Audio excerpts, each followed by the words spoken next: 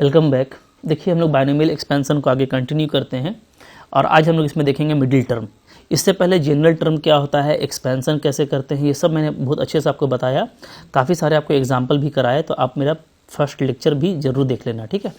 आज देखते हैं हम लोग मिडिल टर्म। देखो मिडिल टर्म जैसा नाम है ना, आपको बीच का टर्म निकालना है और कुछ नहीं है भाई, बहुत सिंपल है। कैसे, मान लो टोटल जो टर्म्स हैं, टोटल नंबर ऑफ जो टर्म है, सपोज करो वो क्या है, वो आपके पास में अगर ऑड है, ठीक है, बिल्कुल लॉजिक से बात कर रहा हूँ।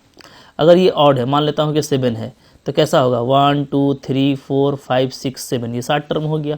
तो इसमें क्या होगा, 3 को इधर अलग कर दो, 3 को इधर अलग कर दो, तो क्या होगा आपका एक ही मिडिल टर्म होगा। क्या होगा आपको 1 मिडिल टर्म। कब ये होगा, जब आपका टोटल नंबर ऑफ टर्म क्या होगा 7 होगा, ठीक है। अच्छा, अब मान लो अगर टोटल नंबर ऑफ टर्म मेरा क्या है, अगर मेरा ये इवेन है, सपोज करता हूँ 8 है, तो कैसा 1 2 3 4 5 6 7 8। इसमें आप डेफिनेटली देखोगे कि इसमें आपको जो मिडिल टर्म आएगा वो क्या आएगा, वो आपका 2 पीस आएगा, ठीक है। ये आपका इधर अलग हो जाएगा, ये आपका इधर अलग हो जाएगा, तो जो मिडिल जो बीच में है वो 2 होगा। तो आपको यहाँ पे 2 मिडिल टर्म मिलेगा। कब, जब टोटल नंबर ऑफ टर्म हमारा क्या होगा, इवेन होगा। ये तो हो गया इसका बात। लेकिन जब आप एक्सपेंशन की बात करते हो ना, तो एक्सपेंशन में मैंने आपको बताया था कि x + y का पावर अगर n है तो नंबर ऑफ टर्म कितना होता है, तो इसमें टोटल नंबर ऑफ टर्म्स होते हैं कितने, n + 1। जैसे देखो अगर n मान लो आपका इवेन है, अगर n इवेन है तो क्या हो जाएगा, तो n + 1 यानी टोटल नंबर ऑफ टर्म क्या हो जाएगा आपका, ऑड होगा, ठीक है। ये ऑड हो जाएगा, तब आपको क्या मिलेगा, तब आपको एक ही मिडिल टर्म मिलेगा, 1 मिडिल टर्म। और ये मिडिल टर्म कौन सा होगा, तो देखो बिल्कुल सिंपल है, जस्ट बीचों बीच होगा, ठीक है। तो आप ये कह सकते हो कि जैसे उसको आप कैसे निकाल सकते हो, जैसे मैं यहाँ पे एग्जांपल देता हूँ आपको। यहाँ पे हमारा n जो है क्या होगा 6 होगा, तभी मेरा नंबर ऑफ टर्म 7 आया है, ठीक है, जो कि ऑड है और एक मिडिल टर्म मिला है, ठीक है ना। तो यहाँ पे जो टर्म है वो देखोगे कौन सा है, वो है आपका फोर्थ टर्म, फोर्थ। तो फोर्थ निकालने के लिए क्या करना पड़ेगा, तो एक्चुअली आप ये देखोगे कि 7 जो था, 7 में 1 जोड़ करके हम लोग क्या किए थे, हम लोग 2 से डिवाइड किए थे, ठीक है जी, ओके। तो यहाँ पे अगर n है तो आप कह सकते हो कि ये क्या था आपका, ये आपका n + 1 था, ठीक है। तो 7 + 1/2 आपका क्या आता है, फोर्थ टर्म होता है।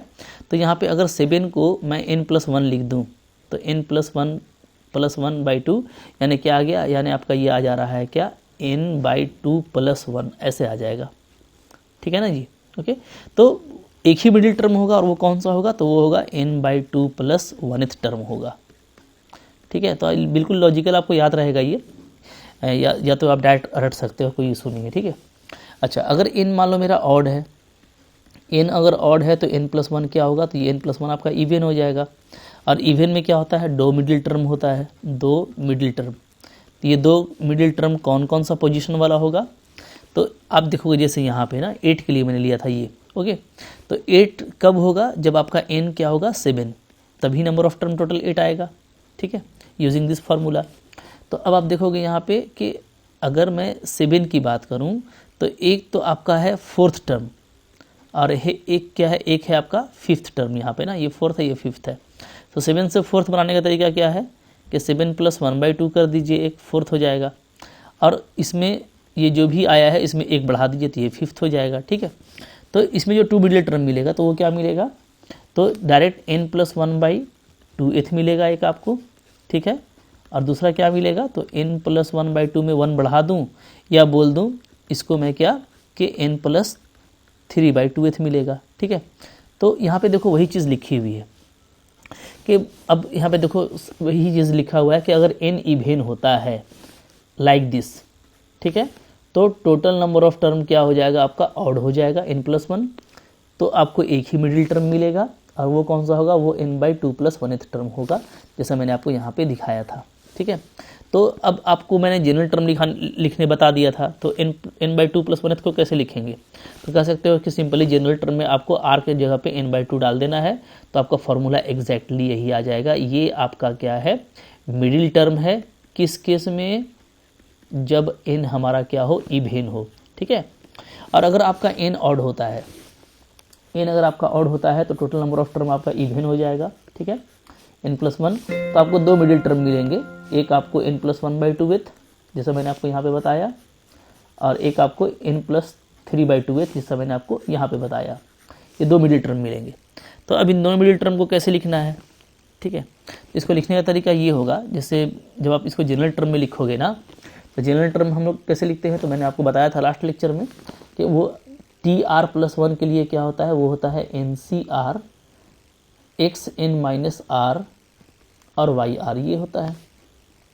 तो यहाँ पे n+1/2 विथ है, तो इसको आप कैसे लिख सकते हो, इसको आपको देखो ऐसे कर देना पड़ेगा, n-1/2 + 1 ऐसे कर सकते हैं, ठीक है।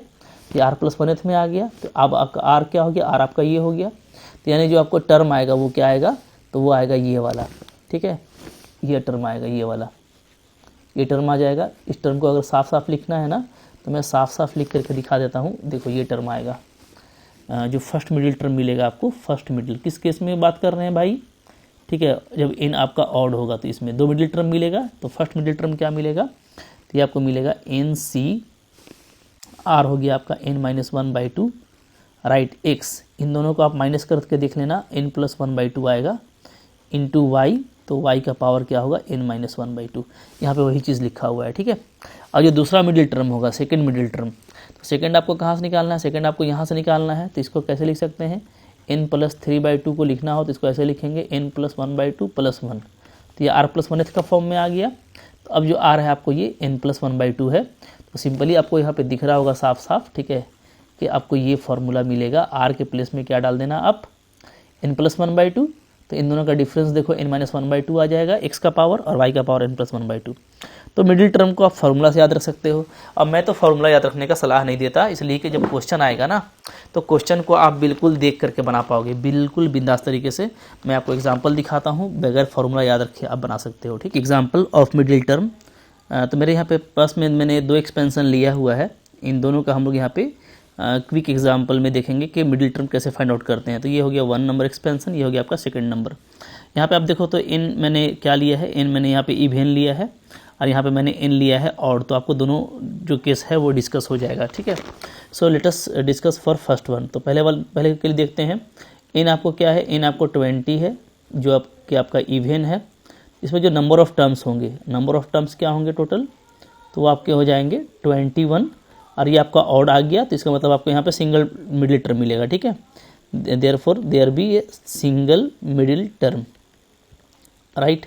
और ये मिडिल टर्म कौन सा होगा, तो मैं बिल्कुल आसानी से बता देता हूँ आपको। देखो टोटल 21 टर्म है ना, तो 21 टर्म है, तो डेफिनेटली क्या होगा, 10 इधर अलग हो जाएगा, 10 इधर अलग हो जाएगा, तो बीच वाला आपको मिलेगा। यानी आप कह सकते हो कि आपको 11th टर्म मिलेगा, क्या, मिडिल टर्म। बगैर किसी फॉर्मूला के आप निकाल लोगे। तो T11 कैसे निकालते हैं, T11 का मतलब होगा T10 + 1, ओके।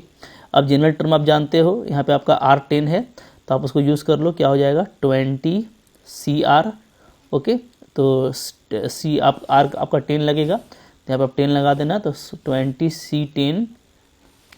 फर्स्ट टर्म क्या है, 2/3 का 2/3x², तो इनका डिफरेंस हो जाएगा 10, और बाद वाला क्या है, बाद वाला है -3/2x, तो इसका पावर हो जाएगा 10। जनरल टर्म आप लिखना जानते हो, बिल्कुल क्विकली आप इसको लिख पाओगे, ठीक है। क्या बच रहा है, देखिए x का पावर आ जा रहा है आपका, यहाँ पे हम लोग देखेंगे 20, और ये अच्छा पावर सेम है तो 3 कट जाएगा, 2 भी आपका कैंसिल हो जाएगा, तो जो बचने वाला है वो है 20C10, माइनस यहाँ पे हट जाएगा जो कि पावर इवन है, और आपको बचेगा x का पावर 10। तो ये आपका देखो कितना फास्ट आंसर आया है ना, तो बिल्कुल क्विकली आप निकाल पाओगे, कोई इशू नहीं है, ठीक है। चलो सेकंड के लिए बात करते हैं। सेकंड वाले में देखेंगे हम लोग यहाँ पे, तो आपको n क्या है, n है आपका 7 का मतलब हो गया ये आपको ऑड दिया है, तो नंबर ऑफ़ टर्म्स क्या हो जाएगा, नंबर ऑफ़ टर्म्स हो जाएगा आपका 8, एक ज़्यादा होता है। अब देखो ये आपका इवेन आ गया, तो कुछ रटने का ज़रूरत नहीं है भाई, 8 है ना, तो 3 इधर अलग हो जाएगा, 3 इधर अलग हो जाएगा, है ना। बीच में बच जाएगा आपका कौन सा टर्म, एक बच जाएगा 4th टर्म, एक आपका बच जाएगा 5th टर्म, और 2 मिडिल टर्म होंगे। तो यहाँ पे आपको 2 मिडिल टर्म होंगे, 2 मिडिल टर्म, ठीक है। बिल्कुल जो लॉजिक है उससे याद रखना है, फॉर्मूला नहीं रटना, टाइम भी लगता है फालतू का, वो आपको टाइम लेगा और कुछ नहीं, ठीक है, दिमाग भी ख़राब होता है। तो ये बिल्कुल लॉजिकल है, फार्मूला तो लॉजिक से ही बनाया गया है, और लॉजिक ही ज़्यादा यहाँ पे ईजी है, बस उसी से आपको काम करना है। तो एक फोर्थ टर्म हो गया, एक आपका क्या हो गया, फिफ्थ टर्म हो गया, ठीक है, 2 टर्म। तो फोर्थ निकालना है तो T4 क्या होता है, तो T4 आपका हो जाएगा T3+1, यानी आपको R3 लेना है। अब यहाँ पे देखो n आपका 7 है, सो 7C3, फर्स्ट टर्म आपका 3x है, तो 3x का पावर इनका डिफरेंस होता है 7 3 का 4, और सेकेंड टर्म है -x³/6, तो इसका जो है 3 लेंगे, ठीक है। अब इसको आप सोल्व कर लेना, सोल्व करने से आपको क्या आ जाएगा 105, ठीक है, और x⁴ हमारा हो जाएगा 4 और 9 13, और नीचे आपका आ जाएगा 8। तो पहला मिडिल टर्म निकल गया, ठीक है। दूसरा मिडिल टर्म कौन होगा, दूसरा मिडिल टर्म होगा आपका T5। T5 को कैसे लिखेंगे, तो T4+1 लिखेंगे, ठीक है। अब T4+1 को कैसे लिखेंगे, तो ये 7C4 हो जाएगा। अगेन फर्स्ट टर्म 3x है, डिफरेंस यहाँ पे 3 हो जाएगा, और सेकेंड टर्म है आपका -x³/6, और यहाँ पे आपका आ जाएगा 4। तब आप इसको भी निकाल लेना, तो इसको आप निकालोगे तो ये आपका प्लस में आएगा, ठीक है। तो यहाँ पे मैं लिख देता हूँ वैल्यू, आप देख लेना, ये आता है 35x⁴ तो बिल्कुल देखो क्विकली निकलेगा, चाहे n आपका ऑड हो चाहे इवन हो, ठीक है। बिल्कुल आप प्रैक्टिकल वे में इसको करके निकाल सकते हो, ठीक है जी। फॉर्मूला याद करने का कोई ज़रूरत नहीं है। तो मैं आपको यहाँ पे जो है 1-2 होमवर्क दे देता हूँ, आप उसको करके देखना, डेफिनेटली आपसे भी हो जाएगा, ठीक है। तो देखो ये आपका होमवर्क रहा, राइट, आप इसको कर लेना। आपको मिडिल टर्म फाइंड आउट करना है फॉर दिस 2 एक्सपेंशन। एक में आपको n मैंने इवेन दिया है, एक में मैंने आपको ऑड दिया है, और आंसर वेरीफाई कर लेना। फर्स्ट वाले में एक ही मिडिल टर्म मिलेगा तो ये आंसर आएगा, दूसरे वाले में 2 मिडिल टर्म मिलेगा तो आपको ये वाला और ये वाला आंसर आएगा, ठीक है। तो आई होप आप इसको चेक कर पाओगे काफ़ी इजीली, इसको करके देख लेना, ठीक है। चलो आगे बढ़ते हैं, कुछ और इंपॉर्टेंट बात ऐड कर लेते हैं, देखते हैं क्या है। देखिए यहाँ पे है नोट है, क्या नोट लगा रखा है, बोलता है when there are 2 middle terms in the expansion then their binomial coefficient are equal। Definitely अगर 2 मिडिल टर्म है तो दोनों का जो बाइनोमियल कोएफिशिएंट है वो इक्वल होगा, ठीक है ना जी, ओके। आप देख भी सकते हो निकाल करके, ये दोनों वैल्यू आपस में इक्वल होता है। Binomial coefficient of middle term is the greatest binomial coefficient, ये भी पता चला, क्योंकि देखो होता क्या, मैंने आपको ये बताया था कि जो बाइनोमियल कोएफिशिएंट है वो आपका बढ़ता जाता है, ठीक है, और फिर मिडिल में जाकर के क्या हो जाता है, मैक्सिमम हो जाता है, और फिर उसके बाद क्या होता है, फिर उसके बाद फिर घटना शुरू हो जाता है, और जो वैल्यू इधर ही है यही वाला वैल्यू क्या होता है, रिपीट होता है, ठीक है। तो इसलिए जो बाइनोमियल कोएफिशिएंट होता है मिडिल टर्म का वो क्या होता है, मैक्सिमम होता है, ठीक है, ग्रेटेस्ट वैल्यू होता है। चलो आगे बढ़ते हैं, कुछ इंपॉर्टेंट प्रॉपर्टीज़ यहाँ पर रिकॉल करेंगे। तो देखो जैसे पहले तो आपको मैंने बताया था कि ये दोनों एक्सपेंशन आपको याद रखना चाहिए कि अगर 1 + x⁴n का एक्सपेंशन है तो ये सिंपली ऐसा होता है, और यहाँ पे जो NC0 है, NC1 NC2 NCn है, इसको हम लोग क्या बोलते हैं, ये कोएफिशिएंट है of various power of x and called binomial coefficient, right. अच्छा, इसको शॉर्ट में ऐसे भी लिखा जाता है C0 C1 C2 Cn। तो यहाँ पे जो प्रीफिक्स है वो नहीं लिखा जाता, तो मतलब वही है, समझ जाना कि सब जगह सेम प्रीफिक्स है n, ठीक है। अच्छा, तो इसको हम लोग क्या है, पूरा ऊपर वाला फार्मूला को हम लोग सिंपली शॉर्ट में ऐसे भी लिख सकते हैं, नो इशू, ठीक है। क्लियर है जी। चलो आगे बढ़ते हैं। अब देखो sum of binomial coefficient of the expansion is 2n। अब यहाँ से देखो, यहाँ से इंपॉर्टेंट बातें शुरू हो रही हैं। मतलब क्या, ये सब रिजल्ट ना आपको एकदम रट करके रखना है भैया, बहुत इंपॉर्टेंट रिजल्ट है। पहला रिजल्ट क्या आ रहा है, पहला रिजल्ट ये आ रहा है कि C0 C1 C2 ये सारा जो सम होता है ना, किसी भी बाइनोमियल कोएफिशिएंट का, किसी भी बाइनोमियल एक्सपेंशन का सारा कोएफिशिएंट का सम क्या होता है, 2n होता है, 2n। अब यहाँ पे देखो, यहाँ पे n ऊपर में छुपा हुआ है, n रह भी सकता है और नहीं भी रह सकता, मैंने आपको बता दिया हर तरह के तरीके से। तो ये 2n होता है, ठीक है, बिल्कुल आसानी से देख सकते हो। इसका प्रूफ भी याद रहेगा हमेशा, कैसे, देखो 1 + x⁴n क्या होता है, तो ये होता है आपका NC0 + NC1 okay x + NC2 x², ये होता है जी, प्लस करके आपका NCn xn तक होता है। अगर मैं x को 1 पुट कर दूं, x को 1 पुट कर दूंगा तो इधर सब आपका सिर्फ यही बचेगा, इधर क्या हो जाएगा, इधर 1 + 1 आपका 2n हो जाएगा। तो बिल्कुल क्विकली आप देख सकते हो, ठीक है। अच्छा, सेकंड रिजल्ट क्या है, सेकंड रिजल्ट ये है कि अगर ये अल्टरनेट चले, C0 - C1 + C2, ठीक है, C0 - C1 + C2 फिर -C3, फिर लेकर के आपका इसी तरीके से चलता चले अल्टरनेट में, -1 का पावर n और Cn, तो ये क्या होगा, तो ये आपका हो जाएगा 0। तो अल्टरनेट में होगा तो ये 0 होगा। क्यों 0 होगा भाई, देखो बहुत ही ईजी चीज़ें हैं, बहुत आसानी से आपको याद रहेंगी। जैसे मैं आपको बता रहा हूँ क्या कि 1 - x का एक्सपेंसन क्या होता है, तो 1 - x का एक्सपेंसन होता है C0 minus C1x plus C2x²। इस तरीके से ये अल्टरनेट चलता है C3x³। ओके, तो ये अल्टरनेट चलता है। तो अगर मैं इसमें पुट कर देता हूँ x = 1, तो इधर क्या आएगा, सिर्फ अल्टरनेट वाला आ जाएगा। ठीक है, अब देखिए मैं n नहीं लिख रहा है ऊपर में, जहाँ प्रीफिक्स नहीं लिख रहा, मैंने आपको बता दिया कि नहीं लिखा हुआ है, इसका मतलब बाय डिफ़ॉल्ट वहाँ पे n है। ठीक है, तो ये पूरा आपको जो अल्टरनेट वाला जो सम है कोएफिशिएंट का, वो क्या आ जाएगा, x को 1 रखेंगे तो इधर 0 आ जाएगा, सो इट इज़ 0। तो ये दूसरा प्रॉपर्टी हो गया। एकदम भाई रट जाओ सबको, ठीक है ना, यहाँ पे भी यही बातें लिखी हुई हैं, इसको मैं आपको थोड़ा सा समझा के बता दे रहा हूँ। अब देखो नंबर 3 प्रॉपर्टी क्या है, sum of coefficient of the odd term in the expansion is equal to sum of coefficient of the even term, और दोनों इतना होता है। ठीक है, मतलब क्या, C0 C2 C4 ये सब बराबर होता है, C0 C3 C5 ये भी सब बराबर होता है, 2 का पावर n-1 होता है। ठीक है, तो बहुत ही इंपॉर्टेंट रिजल्ट है ये सब, एग्जाम में डायरेक्टली MCQ से आता है, तो आपको इसे मिस नहीं करना। यानी क्या, यानी आप सारे एक तरफ ले लो इवेन, ठीक है, ये इक्वल होता है एग्जैक्टली किसके, अगर आप सिर्फ ऑड को ऐड करो तो सारे इवेन वाले का सम सारे ऑड वाले सम के बराबर होता है, और दोनों का सम इक्वल कितना होता है, 2 का पावर n-1। ठीक है, बिल्कुल आसानी से प्रूफ कर सकते हो भाई, कुछ नहीं करना। क्या करना, ये जो 1 और 2 है ना, इसको आप ऐड कर दो, 1 + 2, इसको और इसको ऐड कर दो, तो क्या होगा, जो आपका C1 वाला है वो कैंसिल हो जाएगा। ठीक है, सिर्फ बचेगा क्या, सिर्फ आपका बचेगा इवेन वाला, तो 2 टाइम्स इवेन होगा इक्वल टू 2n, चूँकि इधर तो 0 है। ठीक है, तो बिल्कुल आसानी से आप देखोगे, इन दोनों को ऐड करोगे आपको इवेन वाला रिजल्ट मिल जाएगा। अब इवेन वाला अगर इतना आ गया, तो इसमें से मैं ऑड वाले को अलग करूँगा तो वो भी उतना ही आ जाएगा। ठीक है, तो प्रूफ करना भी मेरा काम नहीं है, लेकिन बहुत इजी प्रूफ है, आप चाहो तो करके देख सकते हो। ठीक है, बहुत इजीली आ जाएगा। सो याद रखो अभी कि इवेन सफिक्स का कोएफिशिएंट का सम ऑड सफिक्स के कोएफिशिएंट के सम के इक्वल होता है, और दोनों 2 का पावर n-1 होता है। बहुत ही इंपॉर्टेंट रिजल्ट है। ठीक है, नेक्स्ट देखो क्या है, इसके बाद है आपका NCR को ऐसे लिख सकते हैं, तो फिर पुरानी बात है, इसको फिर ऐसे आप बढ़ाते जा सकते हो। ठीक है, जैसे जैसे आप जो है कोएफिशिएंट से रिलेट करोगे आपको ये आ जाएगा, तो ये उतना यूज़ नहीं होता है, ये हम लोग देख सकते हैं। ठीक है, आगे देखो फिर इंपॉर्टेंट क्या है, sum of product of coefficient in the expansion.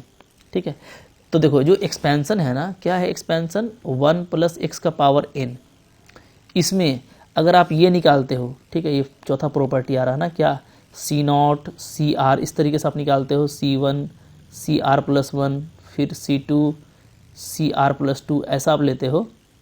ठीक है, ध्यान आपको ये देना है कि जो भी आप यहाँ पे ले रहे हो ना, R+ उतना ही ले रहे हो। ठीक है, तो ये जो पूरा प्रोडक्ट है, ये जो पूरा प्रोडक्ट है ना Cn, ये क्या आता है, ये 2n का factorial divided by n - r का फैक्टोरियल और n + r का फैक्टोरियल, ये आता है।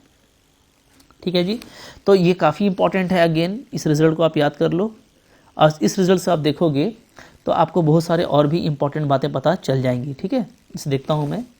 तो अब ये हमारे लिए काफ़ी इंपॉर्टेंट प्रॉपर्टी हो गया। इसमें आप जो है डिफरेंट वैल्यू डालते जाइएगा, बहुत कुछ आपको मिल जाएगा यहाँ से। जैसे मान लो मैं पुट कर देता हूँ क्या, r = 0, r = 0 रखूँगा तो सब कुछ देखो आपको सब सेम टर्म आ जाएगा। ठीक है, सेम टर्म आ जाएगा, यानी कि आपको मिल जाएगा क्या, स्क्वायर, C0 का स्क्वायर, C1 का स्क्वायर, C2 का स्क्वायर, लाइक दैट आपका Cn का स्क्वायर।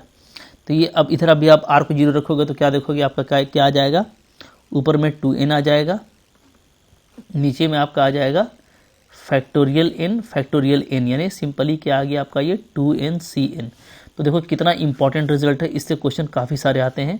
तो ये 5 नंबर आपका काफ़ी इंपॉर्टेंट रिजल्ट बन गया। ठीक है, एग्जैक्टली सारी बातें यहाँ पे लिखी हुई हैं, ये पूरा PDF भी आपको मिल जाएगा, तो टेंशन नहीं लेना है। ठीक है, समझते जाइए।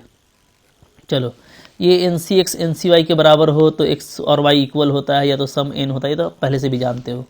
NCR NCR-1 n+1 CR के बराबर होता है, तो ये तो मैंने आपको बताया हुआ है बाइनोमियल वाले, ये सॉरी जब मैं कॉम्बिनेशन डिस्कस कर रहा था उसी टाइम बताया था मैंने कि ये भी काफ़ी इंपॉर्टेंट प्रॉपर्टी है कि ऊपर में जो प्रीफिक्स है उसमें 1 ऐड हो जाएगा, और नीचे लेते हैं क्या, मैक्सिमम वाला। ठीक है, ये सारी प्रॉपर्टी पुरानी प्रॉपर्टी से ये मैं डिस्कस कर चुका हूँ, तो इसलिए ये तो आप पहले से भी जानते हो। ठीक है, चलो अब देखो, अब यहाँ पे अगेन काफ़ी इंपॉर्टेंट प्रॉपर्टी आ रहा है। जो इंपॉर्टेंट प्रॉपर्टी मैं उस पर बात कर रहा हूँ, ठीक है, बाइनोमियल के स्पेशली क्या है कि C0 प्लस 2C2, देखो ये पूरा क्या होता है, देख लो बढ़िया से देख लो, बहुत मज़ा आएगा। C1 plus 2C2 plus 3C3 इस तरीके का प्लस NCN, ये क्या आता है, तो ये आता है N2 का पावर N-1, ठीक है। बिल्कुल देखो आप आसानी से प्रूफ कर सकते हो। आपका 1 प्लस एक्स का पावर N क्या होता है, एक्सपेंसन पे ध्यान दीजिए, ये आपका होता है C0 C1x C2x स्क्वायर से लेकर के CNxn। अब क्या करो, आप डिफ्रेंशिएट कर दो इसको, differentiating with respect to x क्या आ जाएगा भाई, इधर आ जाएगा n 1 प्लस एक्स का पावर N-1, ठीक है। इधर आपका C0 कांस्टेंट 0 हो जाएगा, तो बचेगा C1 प्लस यहाँ पे 2C2 बचेगा x, फिर नेक्स्ट टर्म क्या आएगा 3C3 x स्क्वायर, इस तरीके से। अब आप पुट कर दो x इक्वल टू 1 दोनों तरफ, ठीक है। x इक्वल टू 1 पुट करोगे तो ये आ जाएगा आपका N2N-1, और इधर आपका एग्जैक्टली वही आ जाएगा जो आपको चाहिए। तो बिल्कुल याद भी रहेगा आसानी से, बट मैं चाहता हूँ कि आप इसको याद रखो डायरेक्ट रिजल्ट को, बहुत ही इंपॉर्टेंट रिजल्ट है। बिल्कुल डायरेक्टली आपको रिजल्ट से क्वेश्चन आ जाता है MCQs में, ठीक है। जहाँ भी KVS PGT में देखोगे, NVS PGT में देखोगे, जो जहाँ भी आपका बाइनोमियल का सिलेबस है, IIT JEE वगैरह में बहुत क्विकली ये यूज़ होता है, ठीक है। फिर देखो नेक्स्ट टर्म, नेक्स्ट क्या है C1 माइनस, ये देखो ये 0 होता है, इसका अल्टरनेट वाला, ठीक है, यानी C1 माइनस 2C2, ये अगर अल्टरनेट में लेंगे तो ये क्या होगा, ये 0 होगा। ये आप ऐसे ही याद रख सकते हो, ये जैसे आपने सिंपली सम में याद रखा था कि सम ऑफ सारे कोएफिशिएंट क्या होते हैं 2 का पावर n, जबकि जब आप अल्टरनेट करते हो तो 0 हो जाता है।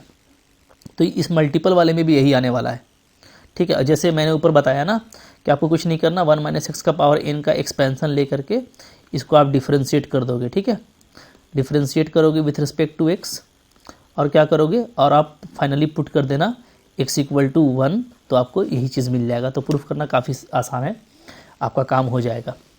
नेक्स्ट देखो प्रॉपर्टी है ये वाला C0 2C1 प्लस 3C2, ये देखो ये क्या चीज़ है, ठीक है। तो ये अगेन काफ़ी इंपॉर्टेंट प्रॉपर्टी है, प्रॉपर्टीज़ आपको याद रखने हैं। क्या कह रहा है ये कह रहा है कि C0 है 2C1 है, इस जैसा नहीं है 2C2 3C3 नहीं है, बल्कि 2C1 है 3C2 है, ओके, इस तरह का है। तो आपको ये क्या मिलेगा, ये मिलेगा। तो ये कहाँ से आया, ठीक है। तो ये आप देखोगे ना कि ये हम लोग जो डिफ्रेंशिएशन किए थे उसको एक बार और करेंगे तो आपको ये टर्म यहाँ से मिल जाएगा, ठीक है। तो आप इसको एज ए रिजल्ट याद रखो, काफ़ी इंपॉर्टेंट प्रॉपर्टी है। अच्छा, स्क्वायर वाला तो मैंने आपको ऊपर में बता दिया था, तो फिर से वही चीज़ आ रही है, यही वाला फार्मूला फिर से लिखा जा रहा है यहाँ पे, ठीक है। ये दोनों एक ही चीज़ है, इसी को हम लोग क्या बोलते हैं 2NCN बोलते हैं। और अगर ये अल्टरनेट होगा, तो याद रखना ये 0 होगा अगर n आपका ऑड होता है, और अगर n इवन होगा तो ये क्या होगा, ये -1 का पावर n/2 इंटू NCN/2 होगा। तो रिजल्ट देखो काफ़ी इंपॉर्टेंट है, ठीक है। मैं प्रूफ अभी सबको नहीं करने वाला क्योंकि प्रूफ हमारे लिए मैंडेटरी नहीं है, बट हमारे लिए रिजल्ट्स काफ़ी इंपॉर्टेंट है। MCQs जो बनते हैं ना वो डायरेक्ट रिजल्ट से बन जाते हैं कभी कभार, तो आप रिजल्ट देखोगे और आपसे बिल्कुल क्वेश्चन आसानी से हो जाएगा। तो इसको किसी भी कीमत पे छोड़ना नहीं, सबको अच्छे से याद कर लेना, और लॉजिकली भी आप इसको याद रख सकते हो, ठीक है। बहुत आसानी से आपको ये याद रहेगा, राइट, सही है। चलो अब इसके बाद देखो, जैसे मल्टीनोमियल थ्योरम है, तो मल्टीनोमियल थ्योरम भी वैसे ही वर्क करता है जैसे बाइनोमियल करता है। अभी हमारे लिए मल्टीनोमियल बहुत ज़्यादा इंपॉर्टेंट नहीं है, बट यहाँ पे आप देख सकते हो एग्जैक्टली वही है, ठीक है। तो मैं आपको बस दिखा दे रहा हूँ, ये सारे आपको रिजल्ट जो है वो मिल जाएंगे कोई PDF में, तो आप वहाँ से इसको रिकॉल कर लेना। बट मल्टीनोमियल का क्वेश्चन बहुत ज़्यादा इंपॉर्टेंट नहीं है, नहीं आता, ठीक है। तो इसलिए मैं इसको याद करने का सजेशन नहीं दूंगा, ठीक है। तो बहुत कुछ है PDF में, आप उसको देख सकते हो, ठीक है। वहाँ से आप इंजॉय कर सकते हो। लास्टली कुछ आपको यहाँ पे रिजल्ट मिल जाएंगे निगेटिव इंडेक्स के लिए भी, तो वो हम लोग तो यूज़ करते ही रहते हैं, ठीक है। कोई मुश्किल नहीं है, बस पॉजिटिव पावर को हटा के माइनस नेगेटिव पावर लोगे तो उसके लिए भी आपको एक्सपेंसन मिल जाएगा। अच्छा, फाइनली हम लोग ये देखेंगे कि कुछ इंपॉर्टेंट एक्सपेंसन है, उस एक्सपेंसन्स को आप याद रखिए। जैसे ये जो हम लोग ऊपर बताए, अगर हम लोग फैक्टोरी कोएफिशिएंट को खोल दें तो इस तरीके से लिख सकते हैं, ठीक है जी। तो यहाँ पे कुछ इंपॉर्टेंट इस तरह के एक्सपेंसन है जो आप एक बार देख लेना, ओके।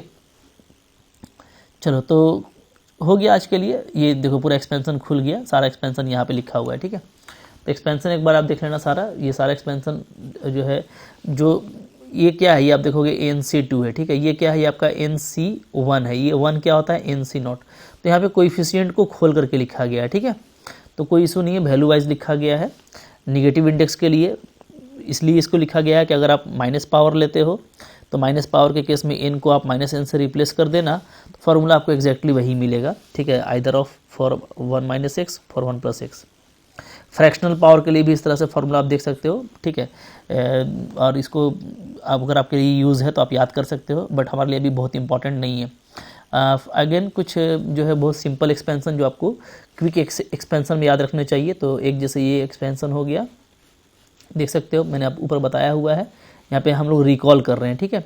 अब देखिए यहाँ पे ये भी एक एक्सपेंसन बन जाता है। ये कहाँ से आएगा, तो सिंपली आप इसको डिफ्रेंशिएट कर दोगे ना, इसको आप ऊपर वाले को आप डिफ्रेंशिएट कर दोगे विथ रिस्पेक्ट टू x, तो आपको कौन सा एक्सपेंसन मिलेगा, आपको ये एक्सपेंसन मिल जाएगा, ठीक है।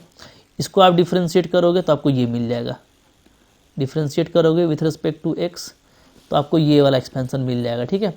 अब फिर से इसको आप डिफ्रेंशिएट करोगे तो आपको ये मिल जाएगा। तो इस डिफ्रेंशिएट करके भी आप आगे बढ़ सकते हो, डिफ्रेंशिएशन टेक्निक से भी, ठीक है। तो इस तरह का कभी कभार इंपॉर्टेंट हो जाता है 1 - x का पावर -2 का एक्सपेंसन लिखना, ठीक है। 1 + x का पावर -3 का एक्सपेंसन लिखना। तो आप सिंपली डिफ्रेंशिएट करके इन एक्सपेंसन को फाइंड आउट कर सकते हो काफ़ी इजीली, ठीक है। आप खुद से वेरीफाई करके भी देख लेना। तो इस तरह का जो एक्सपेंसन है ना, वो आपको इजीली मिल जाएगा और आप इसको ऐसे याद भी रख सकते हो, बट याद रखने से ज़्यादा अच्छा है कि आप उसको लॉजिकली याद रखो, ठीक है। तो ये सारे एक्सपेंसन है, मैं पहले भी डिस्कस कर चुका हूँ बहुत सारे लेक्चर में, तो अभी हमारे लिए बहुत ज़्यादा इंपॉर्टेंट नहीं है, क्योंकि मैं इसको डिस्कस करता ही रहता हूँ इस तरह के एक्सपेंसन और ग्राफ, ये हमारे लिए हथियार है, तो हम लोग तो इसको छोड़ भी नहीं सकते। चलो, तो मैंने बहुत कुछ बता दिया बाइनोमियल में। आई होप आपको ये अच्छा लगा हो पूरा लेक्चर। अच्छा लगा तो लाइक कीजिए, चैनल पे नए हैं सब्सक्राइब कीजिए, शेयर कीजिए फ्रेंड्स साथ में। और अगर आप पूरा कोर्स करना चाहते हो, आप कोई तैयारी कर रहे हो, PGT Jharkhand, PGT KVS, okay, NVS, तो या टीचर की तैयारी कर रहे हो, या आप लेक्चरशिप के लिए CSIR नेट की तैयारी कर रहे हो, तो आप मेरे कोर्सेज बाई कर सकते हो। उसके लिए आपको मेरा एप्लीकेशन का लिंक मिल जाएगा डिस्क्रिप्शन बॉक्स में। गूगल प्ले स्टोर से आप मेरे एप्लीकेशन को डाउनलोड कर लो, और वहाँ पे आपको डेफिनेटली बहुत सारे कोर्सेज लगे हुए हैं, बहुत बेनिफिशियल है, आपको काफ़ी फ्रूटफुल रहेगा आपके लिए, ठीक है। Thank you very much.